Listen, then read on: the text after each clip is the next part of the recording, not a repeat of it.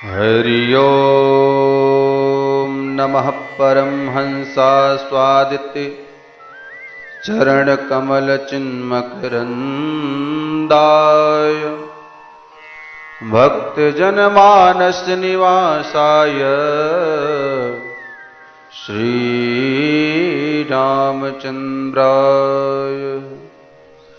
ध्येयं सदा परिभवघ्नमभीष्टदोहम् तीर्थास्पदं शिवविरञ्चिनुतं शरण्यम् भृत्यार्तिहं प्रणतपालभवाब्धिपोतम् वन्दे महापुरुषते चरणारविन्दम् त्यक्त्वा सुदुस्तज्य सुरेप्सितराजलक्ष्मीं धर्मिष्ठयार्वचसा यद्गादिरण्यम् मायामृगं दैप्सितमन्वधावद् वन्दे महापुरुषते चरणारविन्दम् वंशी विभूषितकरान्नवनीरदाभा पीताम्बरादरुणबिम्बफलाधरोष्ठात् पूर्णेन्दुसुन्दरमुखादरविन्द्रनेत्रः कृष्णात् परं किमपि तत्त्वमहं न जाने। नारायणं नमस्कृत्य नरं चैव नरोत्तमं देवीं सरस्वतीं व्यासं ततो जयमुदीरयेत्। अज्ञानतिमिरान्धस्य ज्ञानाञ्जनशलाकया चक्षुरुन्मीलितं येन तस्मै श्रीगुरुवे नमः। जय जय श्रीराधारमण जय जय नवल किशोर जय गोपीचित चोर प्रभो जय जय माखन चोर जय जय माखन चोर। बोले श्री राधा कृष्ण सरकार की जय। बोले श्यावर रामचंद्र की जय। बोलिए श्री पवन सुत हनुमान की जय। बोलिए श्री बांके बिहारी लाल की जय। बोलिए श्रीमद्भागवत महापुराण की जय। जय जय श्री राधे जय जय श्री राधे जय जय श्री राधे। अकारण करुणावलय परात्पर परब्रह्म भगवान श्री बालकृष्ण के श्री चरणों में हम सब कोटि कोटि प्रणाम निवेदित करते हैं।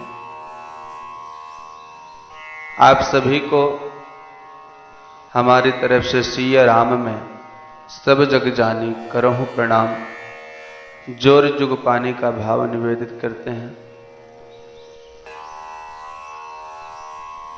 भक्तजनों, आप सभी को पूर्वक ज्ञात है कि इस समय पूरा देश कोरोना रूपी महामारी से जूझ रहा है। ऐसी परिस्थिति में सभी भक्तजन अपने अपने गृह में निवास कर रहे हैं।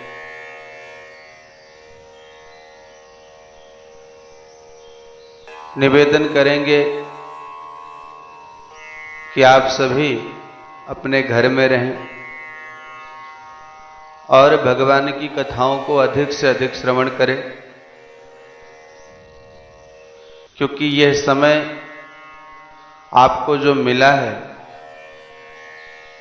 इस समय का आप सदुपयोग करें, दुरुपयोग ना करें, टाइम पास ना करें, अपितु इसका सदुपयोग करें। जितना समय में हम अपना भगवान की कथा श्रवण करने में, सत्संग करने में लगाएंगे, उतना ही लाभ हमको आपको मिलेगा। वैसे भी नौकरी, व्यापार आदि के कारण हमको आपको समय नहीं मिल पाता था। अब समय मिला है तो उसका सदुपयोग करें। मेरे मन में विचार आया कि हम सभी घर में बैठे हुए हैं, क्यों ना घर में बैठे बैठे हम 10 मिनट 5 मिनट प्रतिदिन श्रीमद् भागवत की कथा श्रवण करें, श्रीमद् भागवत रूपी ज्ञान गंगा में अवगाहन करें। हो सकता है भगवान प्रसन्न हो और ये महामारी जल्दी समाप्त हो जाए और फिर से वही दिन लौट आए। तो आइए इन्हीं भावनाओं के साथ हम सभी लोग कथा में प्रवेश करें। उससे पूर्व हम आज ये चर्चा करेंगे कि जिस श्रीमद् भागवत को हम आप निरंतर सुनते आ रहे हैं, वो श्रीमद् भागवत है क्या? सुन तो हम बहुत लेते हैं, लेकिन क्या हम उसको समझते भी हैं? समझ करके क्या उसको हम अपने आचरण में धारण भी करते हैं? क्या हम उस पर चिंतन करते हैं? अगर नहीं करते हैं तो अब से करना प्रारंभ करें, क्योंकि हमारे गुरुदेव भगवान कहते हैं जो सुना जाए उसे किया जाए और जो किया जाए उसे जिया जाए। जो हम आप कथा सुनते हैं, कहानियां सुनते हैं, ज्ञान की बातें सुनते हैं, प्रेरणात्मक प्रसंग सुनते हैं, केवल सुनने मात्र से आपका कल्याण नहीं होगा। उसके लिए आपको उसे अपने आचरण में उतारना पड़ेगा। सुनिए, समझिए, चिंतन करिए, विचार करिए, जो अच्छी बातें आपको लगे उसको अपने जीवन में चरितार्थ करिए, क्योंकि ना उतरा आचरण में तो समूचा ज्ञान गपसप है। ये सब गपसप हो जाता है। तो निवेदन करेंगे कि आप सभी लोग इस कथा को सुने, समझें और इसको अपने आचरण में धारण करें। तो आज हम चर्चा करेंगे कि श्रीमद् भागवत है क्या। मान लीजिए कोई आपसे प्रश्न करता है कि बताइए श्रीमद् भागवत क्या है, तो आप क्या उत्तर देंगे वो मैं आपको बता रहा हूं। श्रीमद् भागवत जो है ये भगवान की वांगमयी विग्रह है, भगवान की शब्द मूर्ति है, भगवान की शब्दमयी प्रतिमा है, वांगमयी प्रतिमा है। जिस तरह से भगवान की पत्थर की मूर्ति होती है, स्वर्ण की मूर्ति होती है, लकड़ी की मूर्ति होती है, उसी तरह से मित्रों ये श्रीमद् भागवत जो है ना, ये भगवान की वांगमयी विग्रह है। जब भगवान अपनी लीला को संवरण करके परम धाम को जाने लगे, तो उस समय उद्धव जी ने भगवान से कहा कि प्रभु आप तो चले जा रहे हैं, लेकिन अब कलयुग आ गया है और कलयुग में पाप, अत्याचार, दुराचार, अनाचार, भ्रष्टाचार बहुत बढ़ जाएगा। ऐसी परिस्थिति में कलयुग के कलुषित प्राणियों के अवलंब क्या होगा?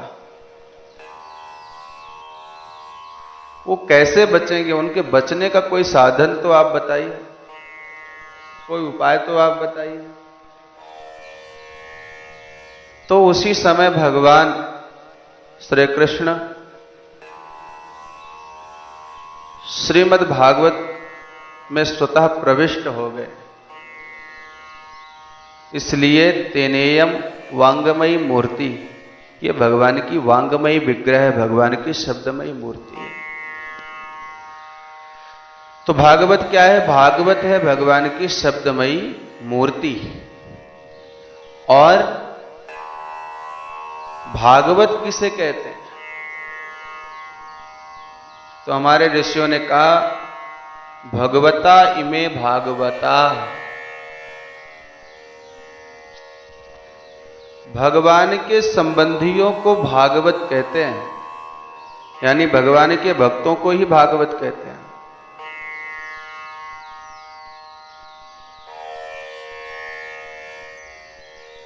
महाभारत और श्रीमद् भागवत में दोनों में संबंधियों की चर्चा की गई है।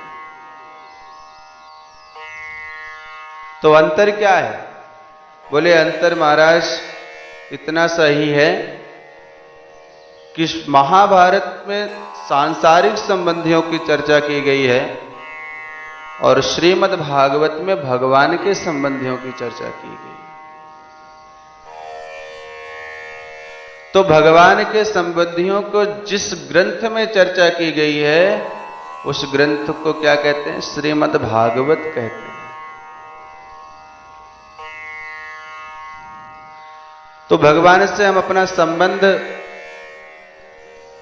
कैसे स्थापित कर सकते हैं? किस भाव से अपना संबंध स्थापित कर सकते हैं? तो भगवान से हम अपना संबंध 5 प्रकार से स्थापित कर सकते हैं। पहला है शांत भाव।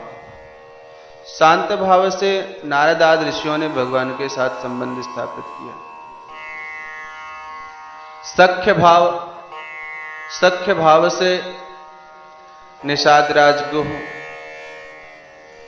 विभीषण, सुग्रीव, कृष्णावतार में मधुमंगल श्रीदामा ने भगवान के साथ सख्य भाव से अपना संबंध स्थापित किया। तीसरा है दास्य भाव। दास्य भाव से हनुमान जी आदि ने भगवान से अपना संबंध स्थापित किया। चौथा है वात्सल्य भाव। इसमें देवकी वसुदेव, नंद यशोदा और रामावतार में मनु शतरूपा, दशरथ कौशल्या, भगवान के साथ इन्होंने वात्सल्य भाव से अपना संबंध स्थापित किया। और पांचवा है माधुर्य भाव से। इसमें गोपांगनाओं ने भगवान के साथ अपना संबंध माधुर्य भाव से स्थापित किया। तो ये हमने जाना कि भागवत क्या है, भागवत किसे कहते हैं, श्रीमद् भागवत किसे कहते हैं। ये तीनों बातें हमने आपने जान ली। अब हम श्रीमद् भागवत में वक्ता श्रोता विचार पर चर्चा करेंगे कि श्रीमद् भागवत में वक्ता कितने हैं और श्रोता कितने हैं। तो श्रीमद् भागवत में हम जाने उससे पूर्व जानना आवश्यक है। मैं आपको बताना चाहता हूं कि रामचरित जो राम की कथा है, राम कथा में कितने वक्ता हैं, कितने श्रोता हैं। तो राम कथा में 4 वक्ता हैं, 4 श्रोता हैं। सबसे पहले इसके आदि वक्ता भगवान शंकर हैं, उन्होंने माता पार्वती को यह कथा सुनाई। उसके बाद दूसरे वक्ता बने कागभूषुंडी जी, जिन्होंने गरुण जी को यह कथा सुनाई। तीसरे वक्ता याज्ञवल्क जी बने, जिन्होंने भरद्वाज जी को कथा सुनाई। और चौथे वक्ता बने प्रातः स्मरणीय पूज्यपाद गोस्वामी तुलसीदास जी, जिन्होंने अपने मन को ही यह कथा सुनाई। हाँ? तो 4 वक्ता 4 श्रोता इसके हो गए, किसकी? श्री राम कथा के। और श्रीमद् भागवत एक ऐसा दिव्य ग्रंथ है जिसमें 6 वक्ता हैं और 6 श्रोता हैं। और दूसरी बड़ी बात यह है कि जो श्रोता बने वही वक्ता बने। तो इसके आदि वक्ता हैं भगवान नारायण, इन्होंने चतुश्लोकी भागवत ब्रह्मा जी को सुनाई। ब्रह्मा जी वक्ता बने, उन्होंने अपने पुत्र नारद जी को यह कथा सुनाई। नारद जी वक्ता बने तो उन्होंने श्री कृष्ण द्वैपायन वेद व्यास जी महाराज को यह कथा सुनाई। श्री कृष्ण वेद द्वैपायन जी महाराज वक्ता बने तो उन्होंने अपने पुत्र सुखदेव जी को यह कथा सुनाई। सुखदेव जी जब वक्ता बने तो उन्होंने यह कथा परीक्षित जी को सुनाई।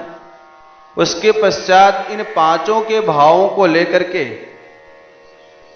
पंचामृत बना करके छठे वक्ता बने सूत जी, जिन्होंने सौनकादि 88,000 ऋषियों को यह भागवत की दिव्य कथा सुनाई।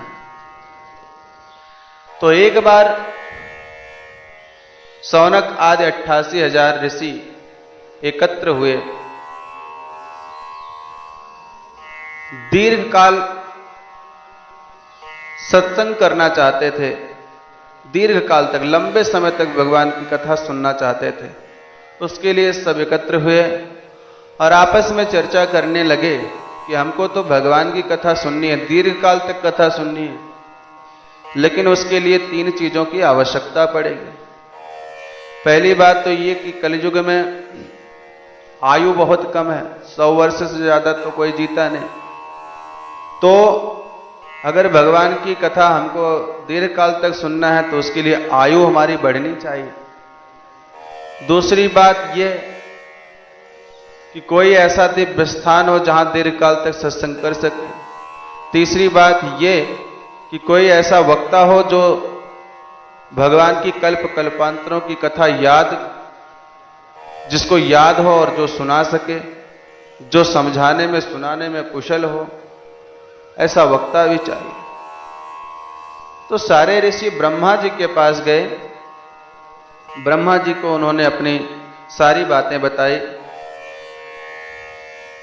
कि हम सभी लोग इस तरह से सत्संग करना चाहते हैं, उसके लिए इन चीजों की आवश्यकता है। तो ब्रह्मा जी ने एक चक्र छोड़ा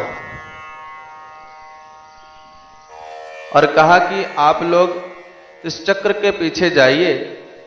यह चक्र जाकर के जिस स्थान पर रुक जाएगा, आप सभी वहीं पर एक सुंदर वेदिका का निर्माण करना, भगवान का ध्यान करना।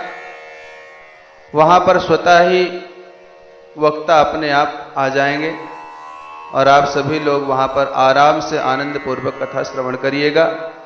सारे ऋषि उसी चक्र के पीछे पीछे आए और वह चक्र आकर के नैमिषारण्य के पावन तीर्थ में रुका और वह चक्र जिस स्थान पर आकर के रुका बंधुओं, उसी स्थान पर चक्र तीर्थ बना।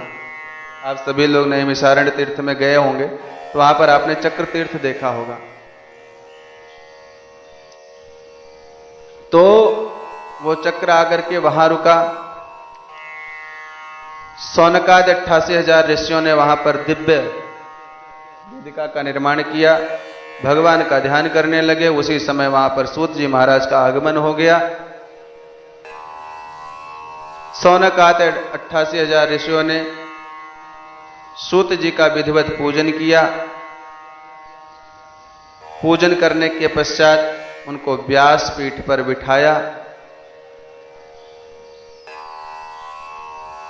और कहा, महाराज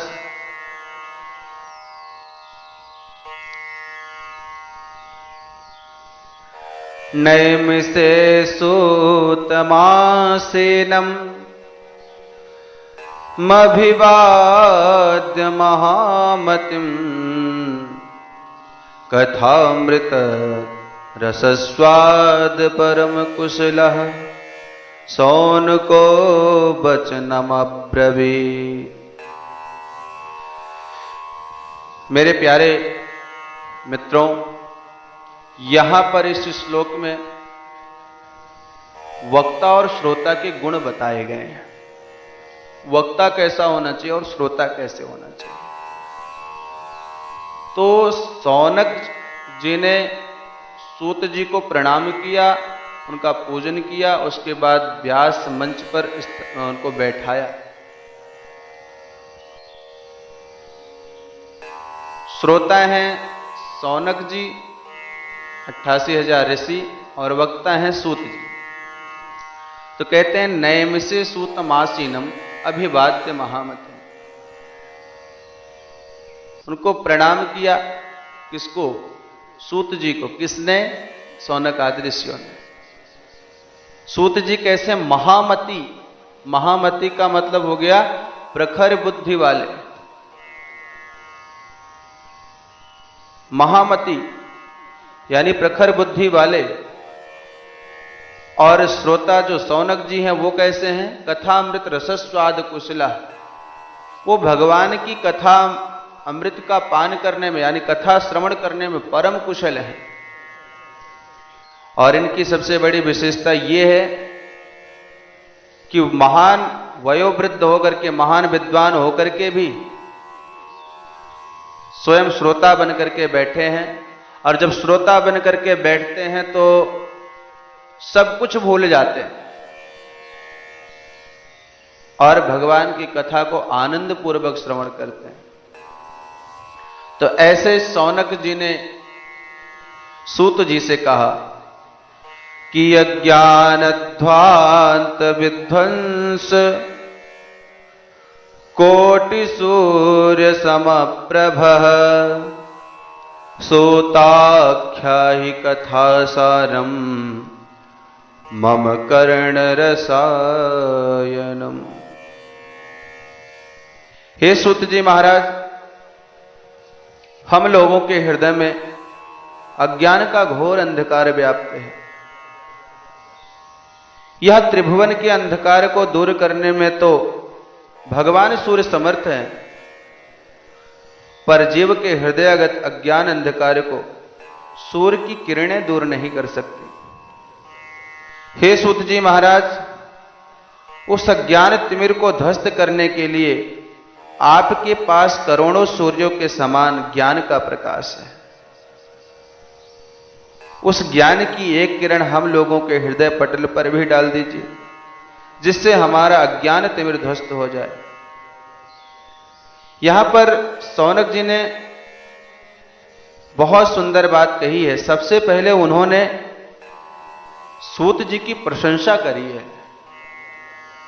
मित्रों, यदि आप किसी से कुछ प्राप्त करना चाहते हैं, ज्ञान प्राप्त करना चाहते हैं, शिक्षा प्राप्त करना चाहते हैं, तो सबसे पहले उसकी प्रशंसा करनी चाहिए।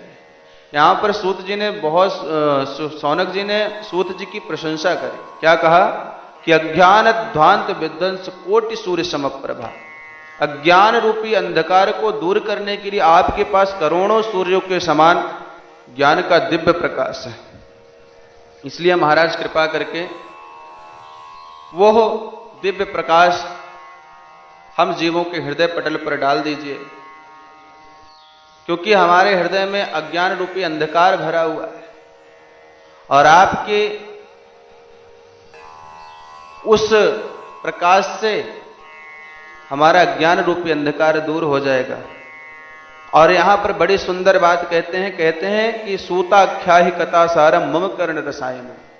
हे सूत जी महाराज, आप हमें समस्त कथाओं का सार सुनाइए, और वो कैसा हो जो हमारे कानों के लिए, कर्णपुटों के लिए रसायन के समान हो, अमृत के समान हो।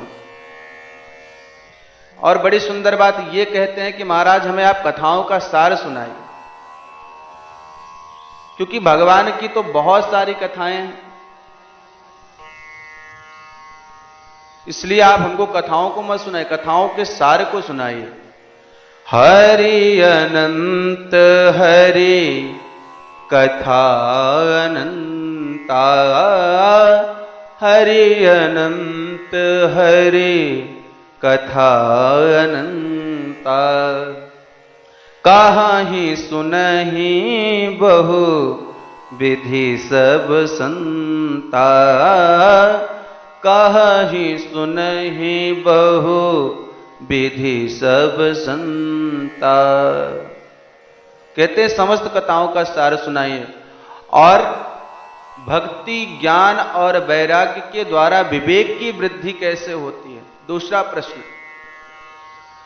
तीसरा प्रश्न उन्होंने किया कि वैष्णव लोग माया मोह से मुक्त कैसे हो जाते हैं, यानी माया मोह से बचने का उपाय क्या है। और तीसरी बात कहते हैं कि कलयुग के जो प्राणी हैं इस समय आसुरी प्रवृत्ति के होते चले जा रहे हैं, जिसके कारण ये लोग पतन के गर्त में गिरते चले जा रहे हैं। ऐसे कलयुग के कलुषित प्राणियों का कल्याण कैसे होगा? शोधने किम परायणम, इनके शोधन का उपाय क्या है? और अंतिम प्रश्न करते हैं कि हे महाराज, भगवान श्री कृष्ण के प्राप्ति का शाश्वत साधन क्या है? महाराज, आपके ऊपर तो गुरुदेव भगवान की कृपा है। यहां पर अब उन्होंने प्रारंभ जो किया था, सूत जी की प्रशंसा से अपनी बात उन्होंने प्रारंभ किया और प्रशंसा पर ही समाप्त कर रहे हैं। क्या कहते हैं? कहते हैं महाराज, चिंतामणिर लोक सुखम सुरुद्रोह स्वर्ग संपदम प्रयच्छते गुरु प्रीतो वैकुंठम योगी दुर्लभम। हे महाराज, संसार में किसी को चिंतामणि मिल जाए तो जिस वस्तु का चिंतन करेगा उसको वह चिंतामणि वही वस्तु प्रदान कर देती है। और कल्प वृक्ष का यह चमत्कार है कि उसके नीचे जो कल्पना करो तो वो स्वर्ग की संपत्ति को भी प्रकट कर देता है। पर चिंतामणि और कल्प वृक्ष में भी यह सामर्थ्य नहीं है कि वह परमात्मा को प्रकट करके दिखा दे या ब्रह्म साक्षात्कार करा दे। यह सामर्थ्य तो केवल गुरुदेव भगवान की कृपामयी छत्र छाया में है, और महाराज वह तो आपको सदा से ही प्राप्त है। इसलिए हे सूत जी महाराज, आपके लिए कुछ भी दुर्लभ नहीं है। जो बड़े बड़े योगियों को भी दुर्लभ वैकुंठ है, वह भी गुरु कृपा से अति सुलभता से प्राप्त हो जाता है। इसलिए हे सूत जी महाराज, गुरु कृपा का प्रसाद हमें भी कृपा करके प्रदान करें। सूत जी महाराज प्रसन्न हो गए और प्रमुदित मन से बोले, हे शौनकादि ऋषियों, आपके मन में भगवान के प्रति इतना प्रेम है, स्नेह है कि अब हम तुम्हें समस्त शास्त्रों का सार ही सुनाने जा रहे हैं, जो संसार के भय को दूर कर देगा। इससे आप सावधान होकर के सुनिए। महाराज, जब कोई व्यक्ति कोई कीमती वस्तु किसी को देता है तो लेने वालों को सावधान कर देता है कि जरा संभाल करके रखिएगा। उसी प्रकार से जब वक्ता जब कोई विशिष्ट बात कहने जाता है तो श्रोताओं को सावधान कर देता है। सावधान इत्यहस्तृणु, यानी सावधान होकर के सुनो। सूत जी कहते हैं, ऋषियों, संसार में सबसे बड़ा डर है मृत्यु का, क्योंकि मरने का भय प्रत्येक प्राणी को भयाक्रांत रखता है। और हम जिस लोक में आए हैं, इस लोक का नाम ही है मृत्यु लोक, यानी जो आया है उसका जाना सुनिश्चित है। संसरत इति संसारा, यह दिन रात रखता रहता, खिसकता रहता है। कोई कितना भी पकड़ने का प्रयास करे, यह किसी की पकड़ में आता नहीं है। तो संसार सरक रहा है और हम चाहते हैं कि ऐसे ही बना रहे, हमारे साथ रहे। हमारे चाहने पर भी जब हमसे खिसक जाता है तो हमें बड़ा कष्ट होता है। इसी संसार भय को समाप्त करने के लिए महाभाग सुखदेव जी ने, महाराज ने श्रीमद् भागवत संहिता को कलिकाल में प्रकट किया। काल व्याल मुखग्रास त्रास निर्णास हे तवे श्रीमद् भागवतम शास्त्रम कलौ किरेण भाषितम। किरेण सुकेन भाषितम। तोता बड़ा मीठा बोलता है, किंतु महाराज बोलता वही है जो उसे सिखाया जाता है। तो सुखदेव जी महाराज भी जगत में कल्याणकारी भागवत रूपी फल प्रदान तो करते हैं, पर यह उनका मनमुखी फल नहीं है। उन्हें भी आचार्य परंपरा से जो प्राप्त हुआ है वही उन्होंने संसार को दिया। जब महाराज परीक्षित के सामने मृत्यु का भय उपस्थित हुआ, 7 दिन में मरना सुनिश्चित हो गया, तो वह अपने कल्याण का मार्ग खोजने लगे। उसी समय महामुनि सुखदेव जी ने ही श्रीमद् भागवत संहिता के द्वारा परीक्षित को भयमुक्त कर दिया। जैसे ही गंगा के तट पर सुखदेव जी भागवत संहिता का प्रवचन करने के लिए विराजमान हुए, तो देवताओं को पता चल गया। और सुधा कुंभम गृहीत्वैव देवस्तत्र समागना, सभी देवता लोग अमृत का कलश लेकर के आए और सुखदेव जी को प्रणाम करके अमृत का कलश सामने रख दिया। और देवता बोले, महाराज, हमने जैसे सुना कि परीक्षित के सामने मृत्यु का भय उपस्थित हुआ है और उसके लिए आप उन्हें कथा सुनाने जा रहे हैं, महाराज जी, तो हम अमृत का कलश लेकर के चल पड़े। अमृत का कलश हम ले आए। परीक्षित को यह अमृत पिला दीजिए तो वह मृत्यु के भय से मुक्त हो जाएगा।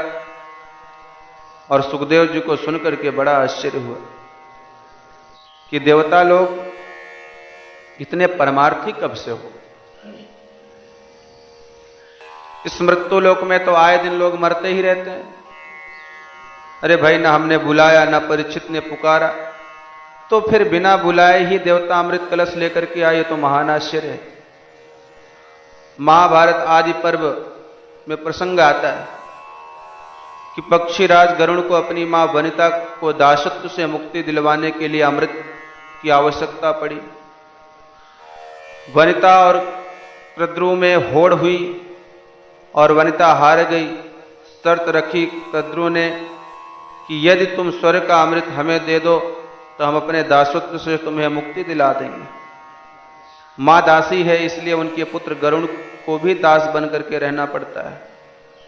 सर्पों की सेवा करनी पड़ती है। सभी सर्प गरुण के सिर पर सवार होकर के कहते हैं, उड़ो, तो जहां कहे वहीं जाना पड़ता है। गरुण ने अपनी माता से कहा, मां, इतना बलिष्ठ हूं फिर भी मुझे इन सर्पों की दासता करनी पड़ती है, मैं क्या करूं, इस दासत्व से मुझे छुटकारा मिले। मां ने कहा, बेटा, मिल तो सब सकता है, पर इसके लिए तुझे स्वर्ग का अमृत लाना पड़ेगा। गरुण जो बोले, मां, मैं आपके लिए सब कुछ करने को तैयार हूं। तब गरुण जी स्वर्ग का अमृत लेने गए। देवराज इंद्र ने वज्र लेकर युद्ध की चुनौती दी और कहा, तुम अमृत को हाथ नहीं लगा सकते। गरुड़ जी ने देवताओं से कहा, आज सारे देवता मिलकर के मुझे नहीं रोक सकते। यो कहते कहते गरुड़ जी ने हठात बलपूर्वक अमृत का कलश देवताओं से छीन लिया। तब इंद्र घबराते हुए हाथ जोड़ करके बोले, भाई, तुम जिन सर्पों के लिए अमृत कलश लेकर के जा रहे हो, ये उन्होंने अमृत पी लिया तो सर्वनाश हो जाएगा। तब दोनों के बीच समन्वय हुआ। गरुड़ ने अमृत ला करके सर्पों को दिया, दासत्व से मां को मुक्त किया, और उसी समय इंद्र आकर के अमृत का अपहरण करके अंतर ध्यान हो गए। कहने का अभिप्राय यह है कि गरुड़ को आवश्यकता थी तो देवता लोग लड़ने मिटने को तैयार हो गए और अंत में दिया भी नहीं। इसके विरुद्ध आज परीक्षित को बिना बुलाए ही अमृत देने चले आए हैं।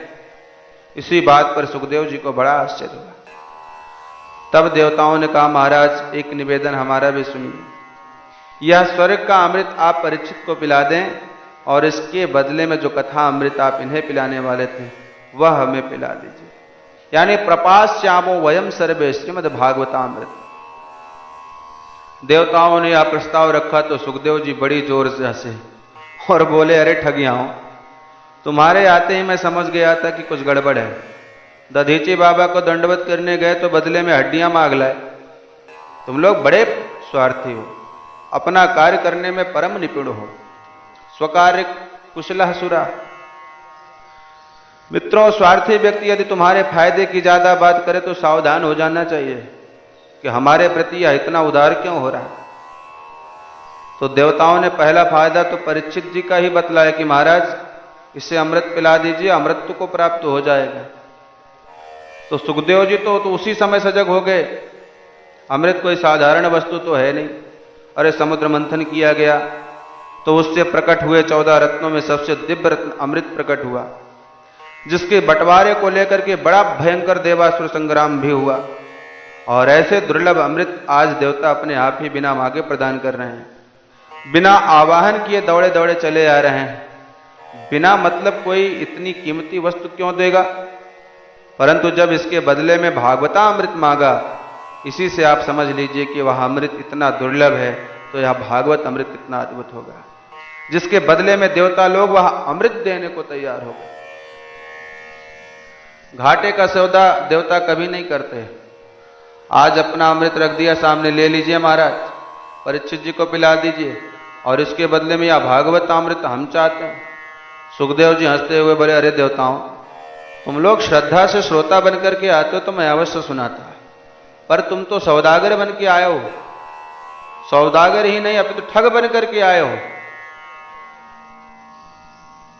क्योंकि कोई कांच का टुकड़ा देकर बदले में करोड़ों की कीमती बहुमूल्य मणि मांगे तो उसे सरासर ठग ही कहा जाए।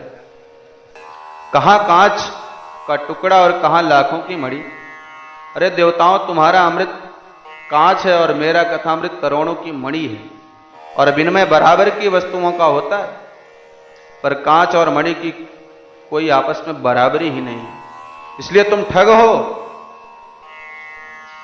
क्व सुधा क्व कथा लोके क्व काचः क्व मणिर्महान ब्रह्मरातो विचार्यैव तदा देवांजहासः अभक्तास्ताश्च विज्ञाय न ददौह स कथामृतम श्रीमद्भागवती वार्ता सुराणाम अपि दुर्लभम।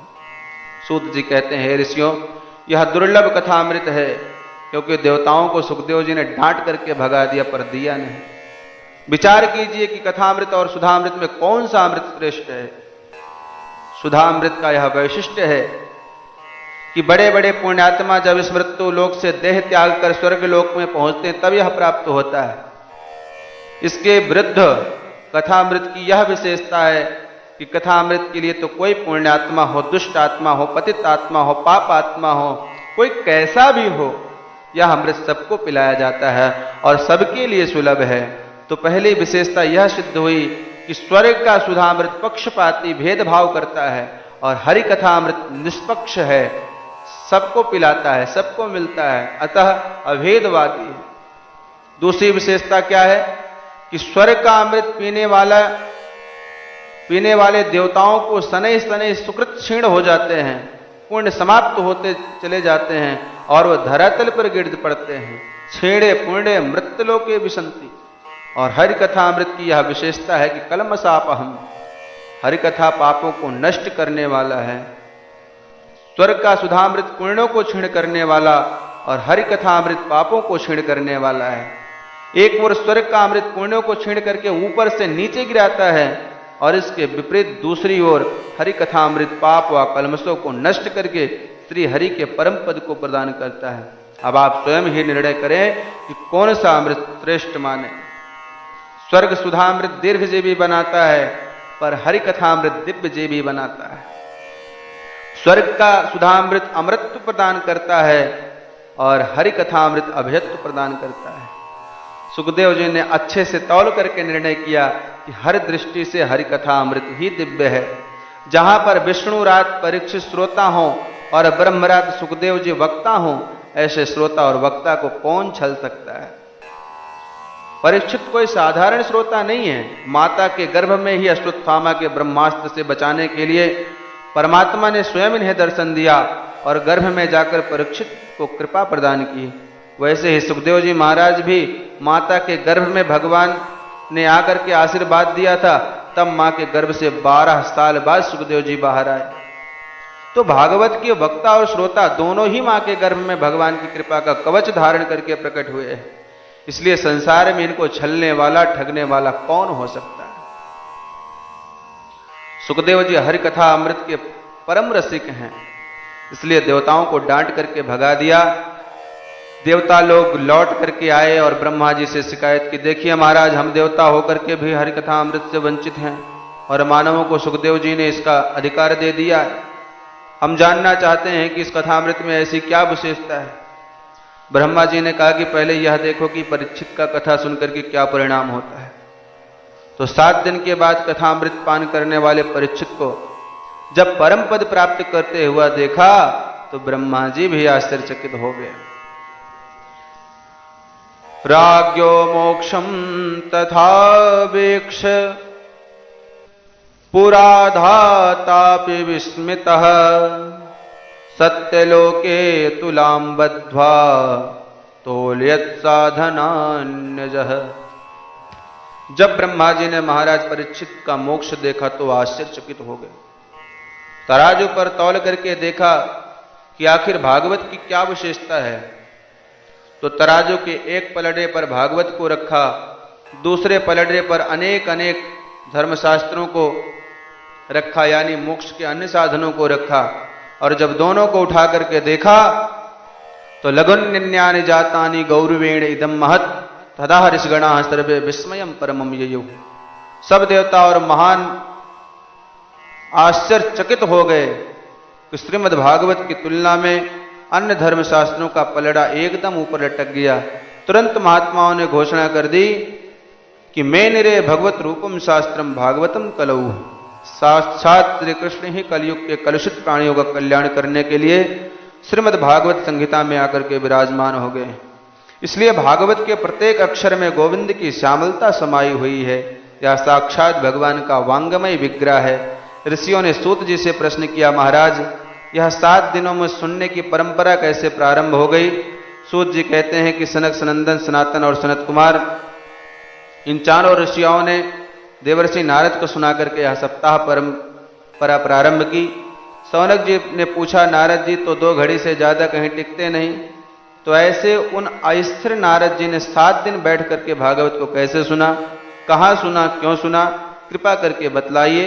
सूत जी ने कहा कि अब आगे की कथा कल सुनाऊंगा। तो आप सभी एक बार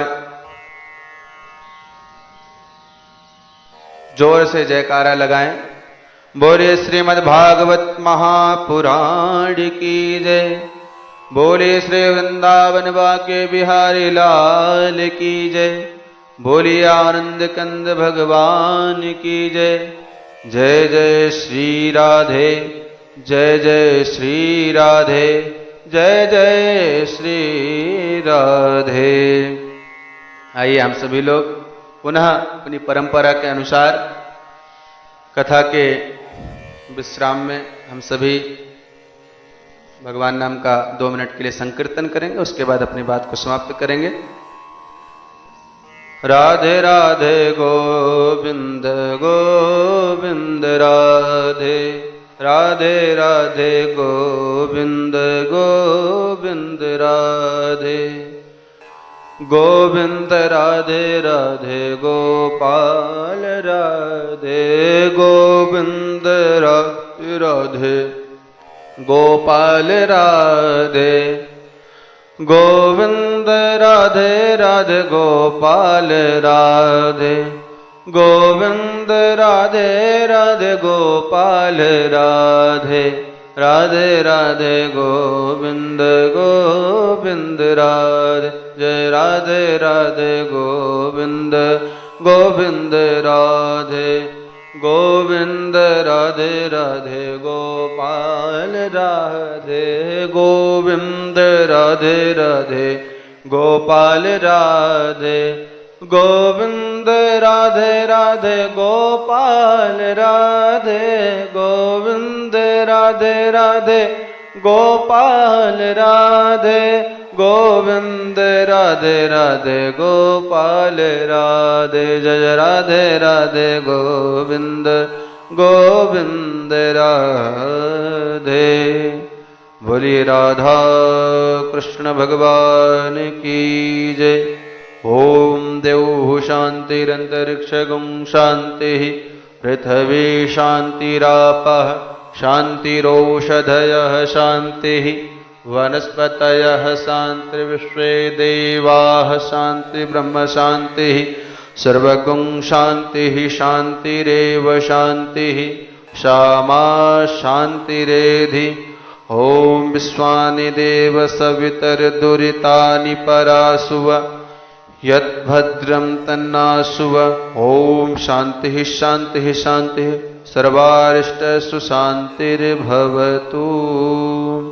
ओम नमः पार्वते पत हर हर महादेव।